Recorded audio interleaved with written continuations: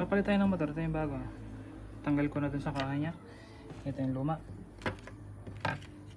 Pinutol na natin dun. Ito yung mga na-wire na nakakabit dun sa switch. Ayan o. So nag-iwan naman ako ng mga marking. Hindi ko naman siya pinutol lang sa dyan. Kabit na natin.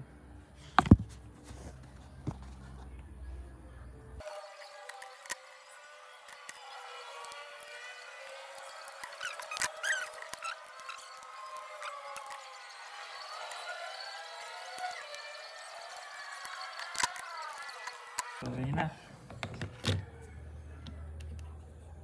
Mga balot. Ito hindi ko na may kabit dahil masyado na nga yupi. Ginanto ko na lang. Balik na natin.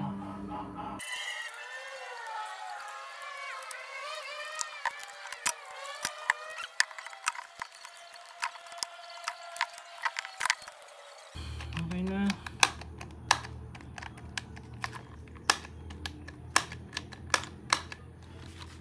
Try natin saksak. Ayan. Try natin kung gagana. Ayan. All goods.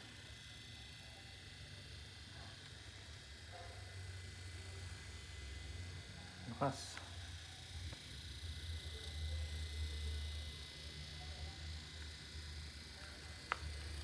Number 3.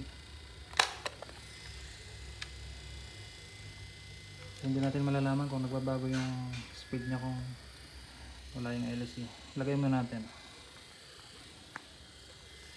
Pass. Nice.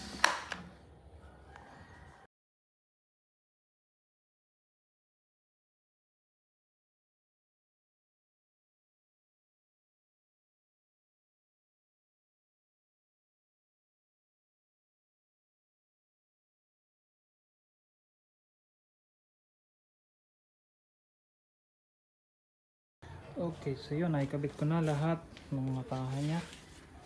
So ito yung ipinag natin motor. Mayroon siyang 1.2 capacitor.